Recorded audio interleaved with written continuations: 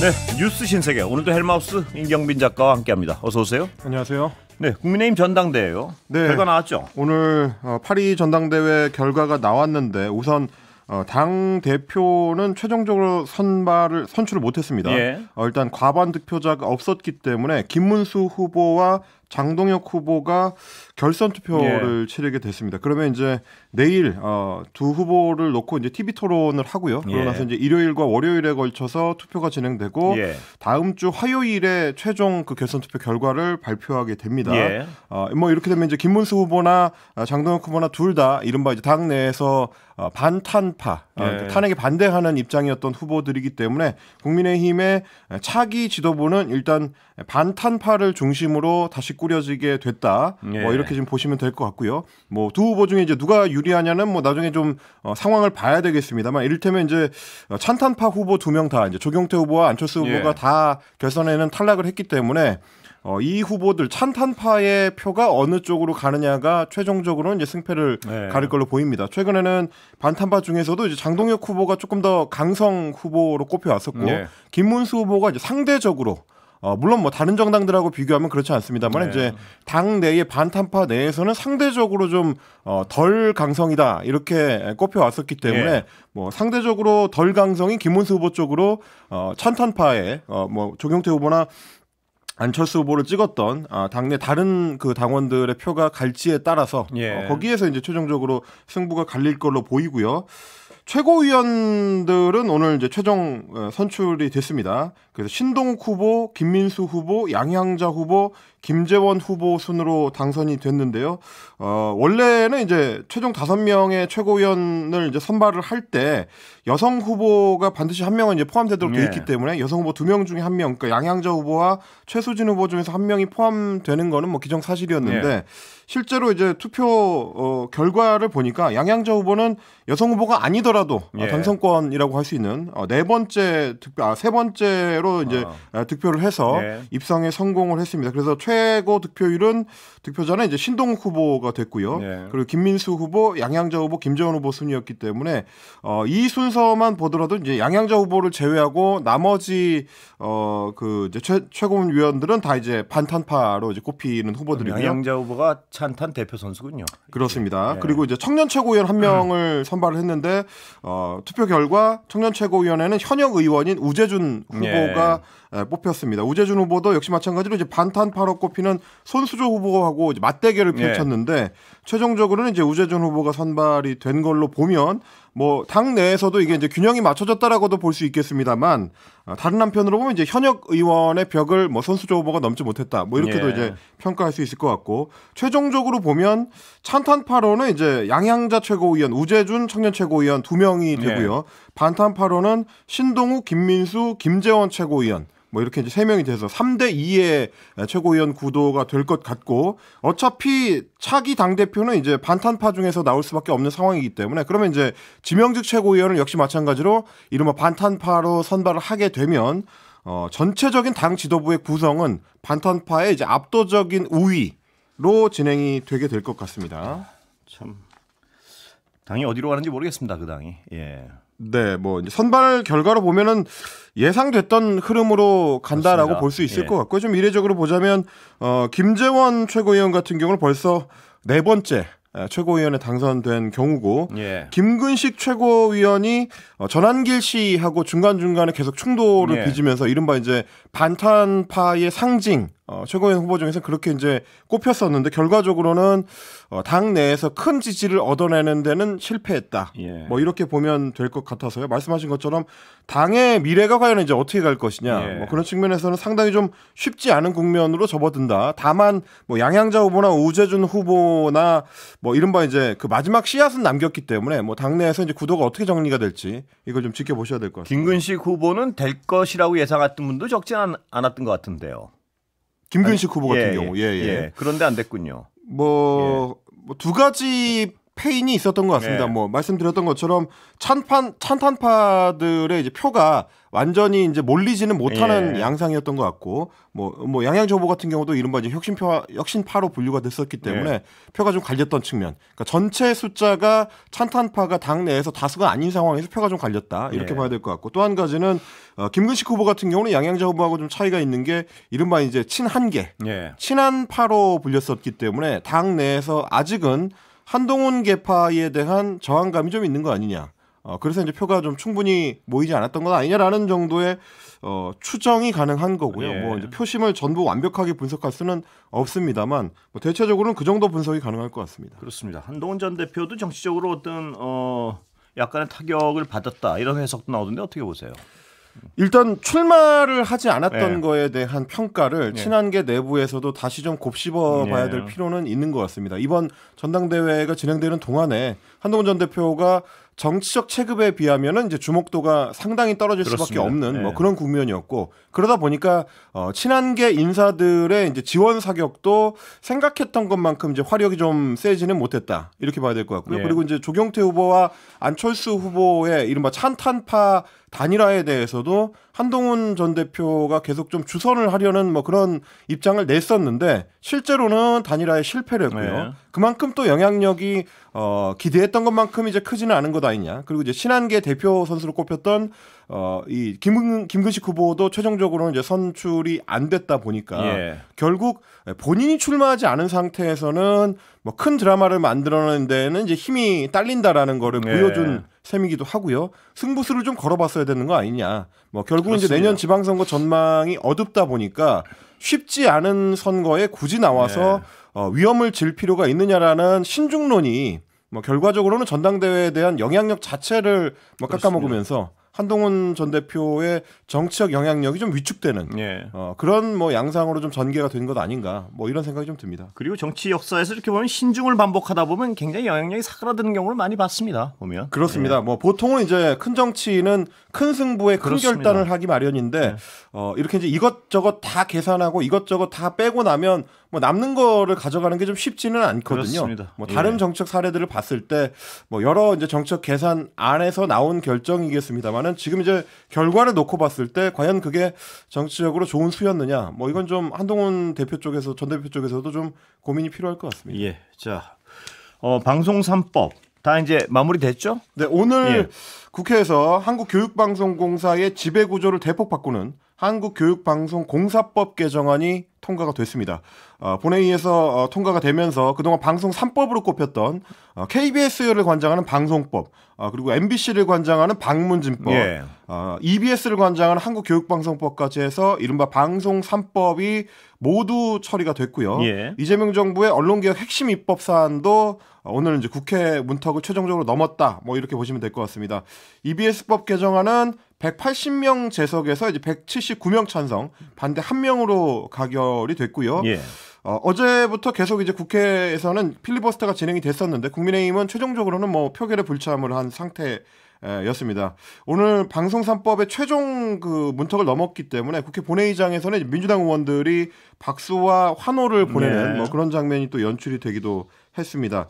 오늘 개정안 내용을 좀 간략히 소개를 드리자면 원래 EBS의 이사진은 3명이었는데요. 뭐 기존의 다른 방송법들처럼 마찬가지로 이사진을 좀 확대하는 방안입니다. 13명으로 이사진을 늘리고 국회 교섭단체들이나 혹은 뭐 시청자위원회 그리고 임직원들 방송 미디어 관련 학회, 교육 관련 단체, 교육부 장관과 시도 교육관 협의체까지 예. 이사 추천의 폭을 이사 추천을 할 수 있는 기관이나 그 이제 관계자들의 폭을 좀 넓히는 뭐 예. 그런 방식입니다. 그래서 기존에 정치권의 입김 위주로 돌아가던 EBS의 이사진이 좀 다양화가 된다 이런 의미를 말씀드릴 수 있을 예. 것 같고. 사장 후보 국민추천위원회가 다른 방송법들처럼 마찬가지로 EBS에도 만들어집니다. 이 경우에는 이제 성별과 연령, 지역을 고려해서 100명 이상의 국민위원들이 이제 구성이 되게 되고요. 예.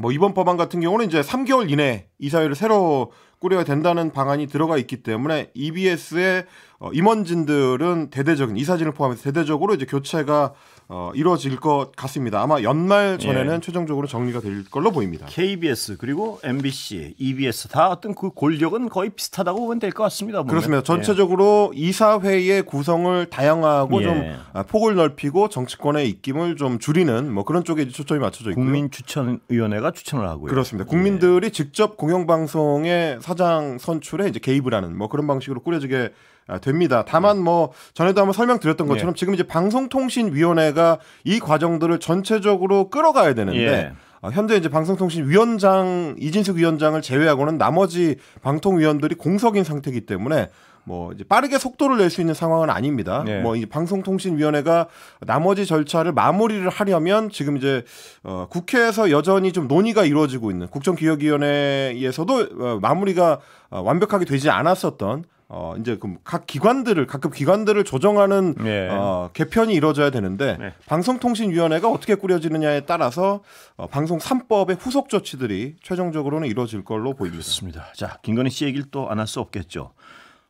진실을 말해도 왜곡할까봐 겁이 나서 진술을 못한다. 뭐 이런 발언을 했다고요, 특검에서. 어제 김건희 특검에서 세 번째 소환 조사를 진행을 했는데 지난 두 번의 조사와 마찬가지로 대부분 진술 거부를 했습니다.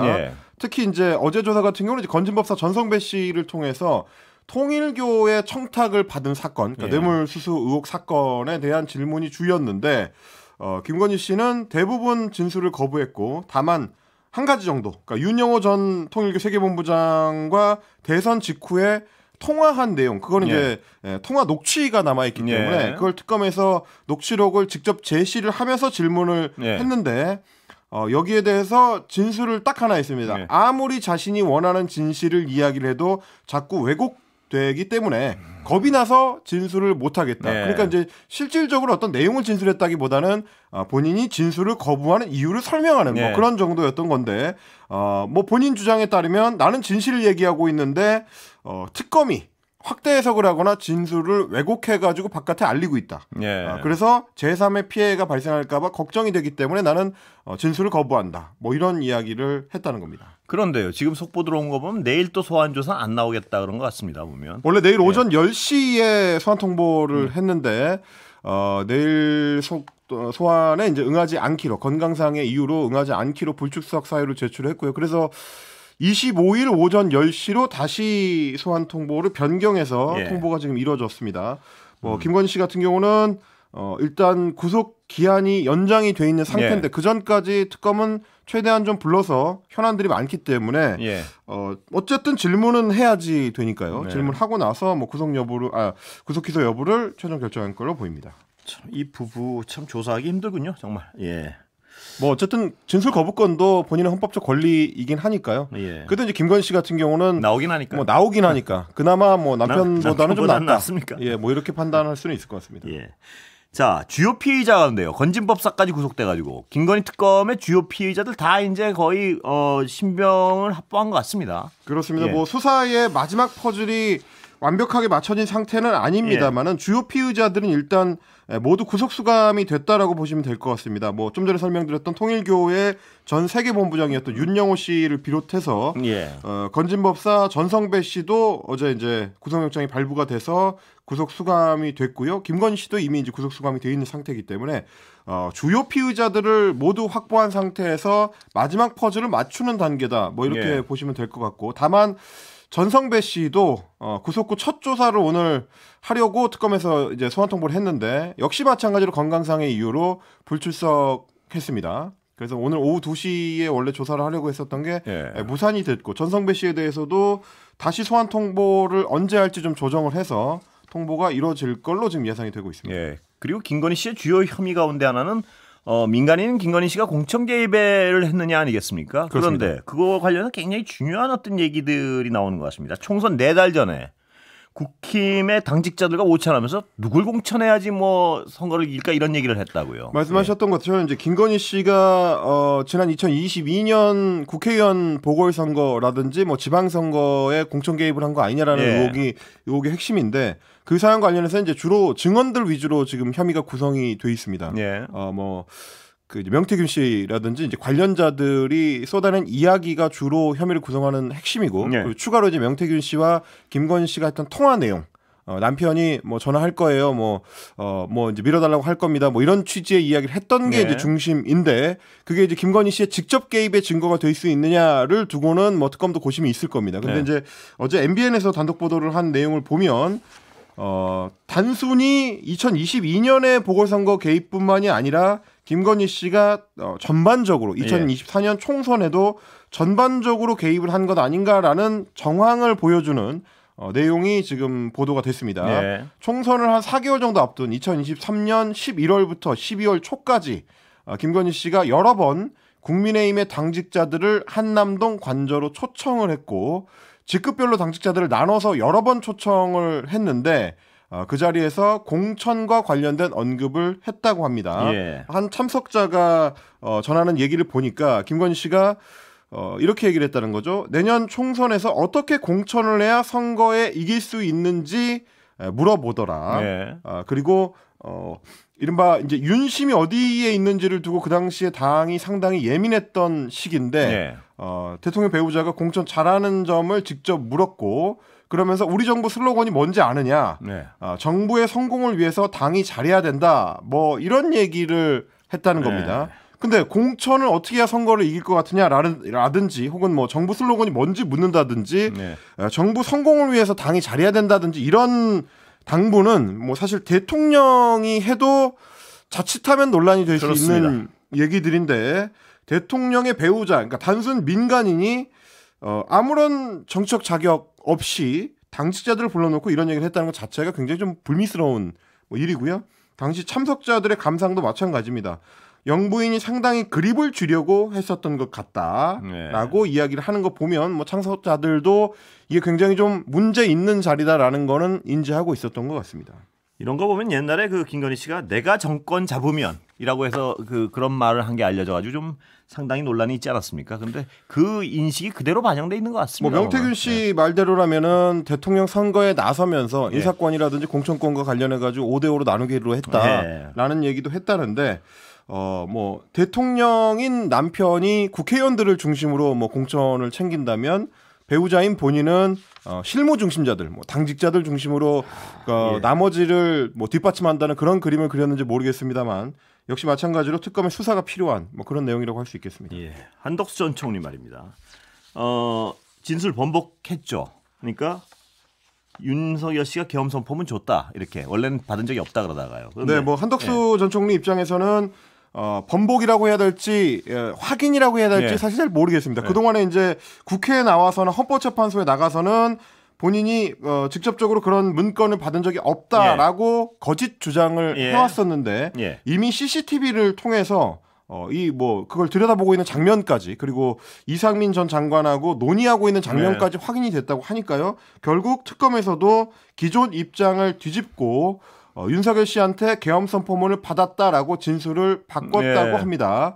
오늘 또 이제 보도된 내용을 보니까 당시 대통령실의 CCTV 화면을 분석해 보면 대통령 집무실에서 나온 뒤에 그때는 이제 대접견실에 가서 나머지 국무위원들하고 같이 이 사안을 논의하게 되기 전에 따로 윤석열 씨가 대통령 집무실로 불렀을 때입니다. 그때는 뭐 조태용 국정원장이라든지 뭐 이상민 전 행정안전부 장관이라든지 김용현 전 국방부 장관이라든지 조태열 전 외교부 장관이라든지 이런 인사들만 모아놓은 자리였는데 그렇게 이제 모여 있다가 나오면서 대통령 집무실을 나오면서 CCTV에 찍힌 화면을 보니까 한덕수 전 총리 그리고 뭐 이상민 전 행정안전부 장관이 주머니에 넣어놨던 서류를 꺼내서 유심히 살펴보고 그러면서 같이 논의를 하는 모습이 담겨 있었다. 그러니까 대접견실에서 나중에 나머지 장관들하고 같이 뭐 계엄문건 관련된 뭐 이런 거를 이제 읽어보고 이런 차원이 아니고 애초에 따로 만나서 먼저 문건을 받고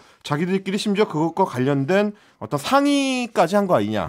그러면 이제 그 이후에 이어지는 이상민 전 행정안전부 장관의 계엄 주요 임무 수행 과 연결될 수 있는 맥락이 있기 때문에 그러면 이때 논의한 내용을 나중에 계엄 선포 이후에 직접 시행한 거 아니냐. 그러면 예. 한덕수 전 총리도 역시 마찬가지로 문체부 장관과 통화하거나 이런 것들이 계엄의 주요 임무를 수행하는 과정 아니었느냐. 예. 뭐 이런 의심을 해볼 수밖에 없는 거죠. 여기까지 듣겠습니다. 임경민 작가 고생했습니다. 고맙습니다.